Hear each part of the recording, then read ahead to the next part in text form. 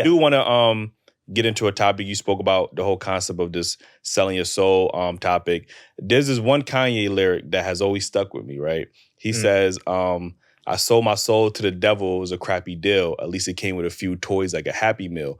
And when I heard that in high school, it was a bar. When I heard it in high school, I was just thinking like, damn, that's a bar right there. But then obviously we see everything that Kanye is going through, and then you hear this concept of, selling your soul. Like how much validity from your understanding is there to that concept of this whole Illuminati, you know what I mean? They about to flag us immediately.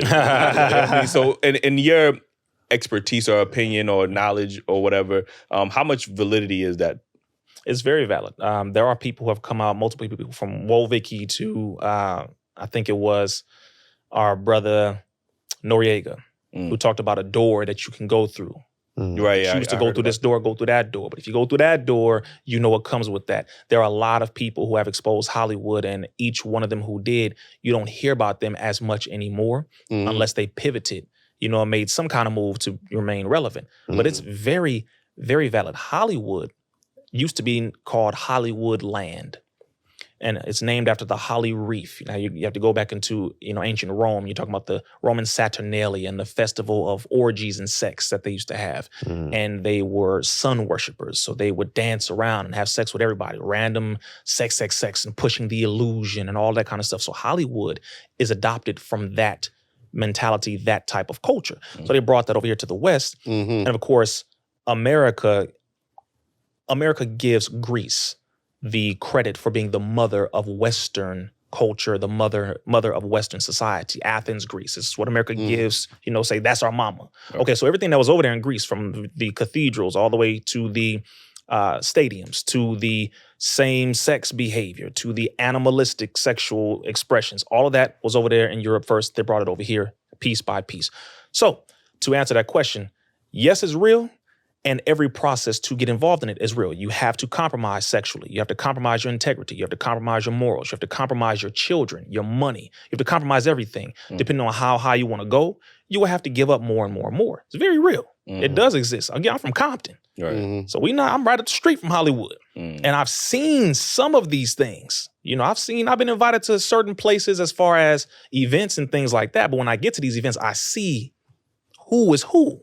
They don't come at me because, you belong to God. They like, all right, don't blow us up. Because right? we see, we have always heard about this, secret society and just the selling your soul concept. And we just, in our heads, be like, nah, they just, that can't, there's no way that's real. Like, what I mean? And then try to, even the House Party movie, we was watching the House Party movie, and they sprinkle that in there to kind of make it seem like they making fun of it, or they just want to make light of the situation. But, these stuff, obviously, like you said, it's a real thing in society. Yeah, they have blood sacrifices. They have blood rituals. They have a number of these things, and more of it is coming out. So now you have to separate the theory from, the actual conspiracies, the real things that are going on. A lot of theories out there where people get real crazy and they start, because the number two, you turn it sideways. I'm like, okay, hold on, bro. Hold on now. Now you're speculating. All right. I need the facts. We don't do speculation, all that, because then that's never ending. Right. But the actual facts are Hollywood sincerely makes its money through perversion, through destroying morals, through the abuse of men, women, and children. There's a lot of sex trafficking, organ trafficking, child trafficking, all up and through Hollywood. This is well known. Exploitation of men, exploitation of women. This is very, very, very well known, especially in the modeling industry, especially in fashion, especially all throughout film. The difference now is people are becoming famous independently. You don't need Hollywood no more. Right. That's the beauty now. We don't need it no more. To become famous, to get likes and views, to make all this money and be seen all over the world, Hollywood is no longer needed. We got cameras now. We have microphones now. We have the ability to stream and put out our own narrative and picture and image. But that's the hub of it, I would say. So you got to talk about Hollywood, but then you have to also go back to ancient Greco-Roman culture. So you need to know about ancient Greece and Rome.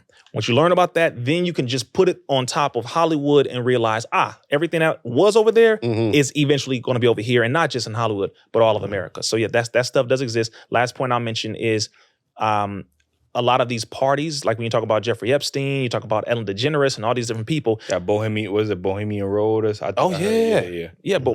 Grove. Grove, there we go, yeah, okay. I'll just let people know one thing to watch, for example, just so you can know how simple it is when they talk about it like it's like we talking right now. Like every day, everything's cool. There was an interview that Ellen DeGeneres did with Sandra Bullock. Sandra Bullock, who was a star of Miss Congeniality and Heat and all the movies, right? Yeah, definitely know. She interviewed her, right?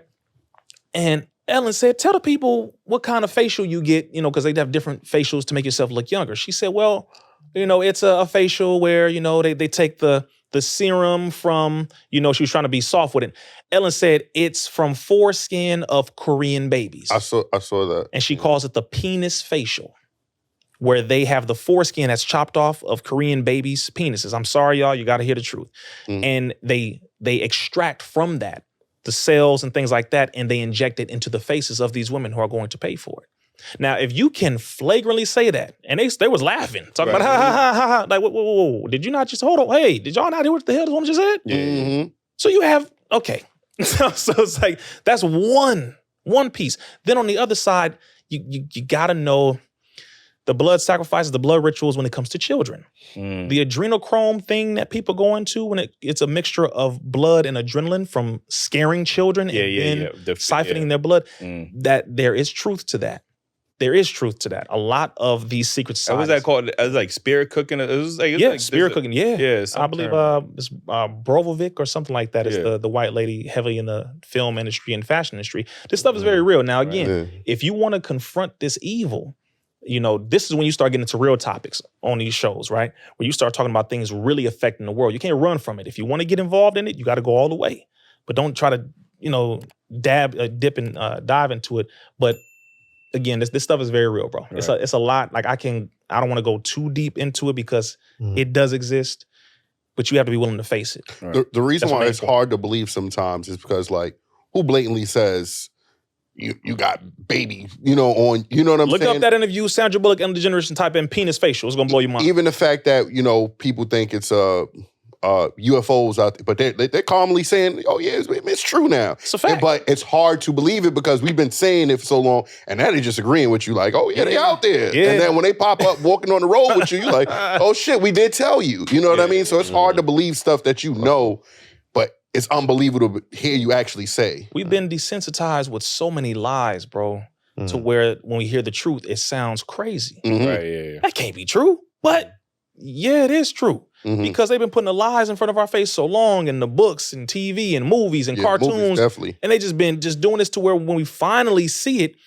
now it's like, okay, hold on. So you mean to tell me this whole time it's a form of conditioning that we have to unlearn and reverse now? And even if we record it, like right now, we can see a UFO. If I record it, people want to say, what the frick? That's fake. That can't be. Come on, bro. It's CGI. Come on, bro. I mean, because now we got so many ways to look at it different. But, I mean, I've seen, we don't even call them UFOs. We call them wheels, how we're taught in the Nation of Islam. We know about this. Brother, you're talking about over 100 countries have already declassified the documentation, the evidence, videos, and photographs of quote-unquote UFOs long before the United States did. Now the United States last year started coming out heavily saying, yes, they do exist. Yeah, we had evidence for over 30, 40 years. Yeah, well, yeah, it's true, right? So, but the reason why America doesn't want to reveal that is because they don't want to give people any type of inkling or idea that there's a power that they can't control. They do not want you to have no thought in your head that anybody can overcome this government. And the reality is a power like that does exist. Even I was watching Secret Invasion, is Disney Marvel show, and they have these aliens called the Creed or the Skrulls, and what they do is they're reptilian like creatures who transform into looking like humans. You know what I mean? And I've heard plenty of stories about reptilian, these people that can transform, the aliens that can transform, that's taking the role of the higher powers in our society and controlling whether we want to. Like I said, that's a whole other we about to turn this into the Joe Rogan experience. I'll just say I've never seen that before, the reptilian thing.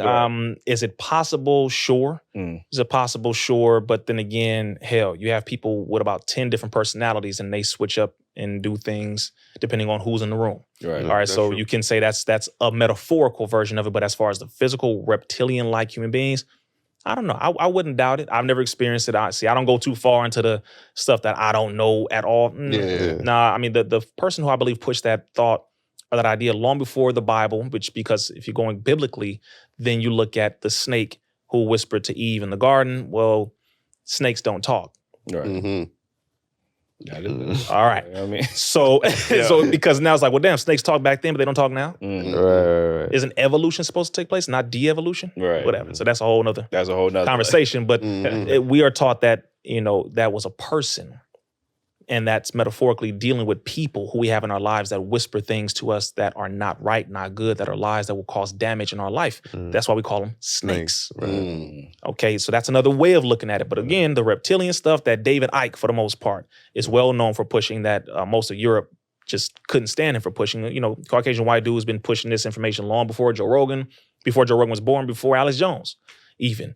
And I've been on Alex Jones' show InfoWars. Right. So you take the truth, and whatever else is too far, you're like, I can't touch that yet. Right. I need more evidence. Definitely. Definitely. So you said in this day and age, we don't need Hollywood anymore because we got cameras and microphones. So would you say that the people who were famous before we got to this point, they definitely a part of the Illuminati? I'd definitely say a good percentage. I wouldn't doubt that a good percentage of them are.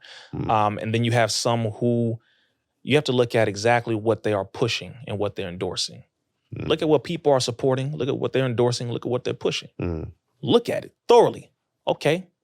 For example, you're pushing that it's okay for grown men wearing dresses to dance in front of children, half naked. All right. Which celebrities are supporting that? We can look at that, right? So you can say, yep, you. Then a small percentage of them may just be ignorant, right? Some of you are ignorant for sure. We can't get rid of that. That's a fact. Some are genuinely ignorant. Okay, cool. But then a good percentage of them are helping to push the machine that benefits and that talks about that situation, or the ones who are talking about putting men in dresses. And I mean, like, really putting us in dresses and always attacking family and always promoting anything that goes toward destroying children or removing morals piece by piece. You got to look at who these people are and then ask them, who the hell do you work for? See, again, ignorance goes to a certain point. You know damn well what's going on now in 2023 when it comes to certain things we've been dealing with as people. You know what the hell's going on. So what's your excuse? Who do you work for? That's when you have to start asking that question. So yes, a good percentage of them for sure are a part of, you could say the Illuminati, you can say a part of different secret societies. A few of them are a part of it without even knowing. Right. That's another side of it, because it was so damn ignorant. I know they used to say that for like black actors, especially if you wanted to make it, you had to do like a homosexual role at the beginning of your career. The casting couch test is what they used to call it. And that was brought up by a lot of people. Eddie Murphy talked about it. Cat Williams talked about it. Whitney Houston talked about it. You had a lot of people, singers, actors, who talked about certain things that they had to go through. Tupac talked about it with Quincy Jones. It's a lot of people who came out and said, I was offered this, but this came with it. They said I had to do this. I had to get on my knees, do this. I had to bend over, do this. This is real. It's very real. Paul Mooney mentions certain things like that. There's a lot of people who brought it out. Those clips are not well circulated. All right? Definitely. But they do exist. A lot of these interviews. Will Smith talked about it years before he became blew up when he was still doing Fresh Prince and all that. He brought out certain things like he was talking about, I think, AIDS, and how he said, I believe AIDS is a government conspiracy. He said that. I believe that the interview was with Barbara Walters on 60 Minutes, I believe. That's what it was. So all this stuff is for sure, it did exist to a higher degree. But again, now, because you ain't got to go through Hollywood to get famous, you don't need to do things like that. But it definitely did exist, bro. That's a fact.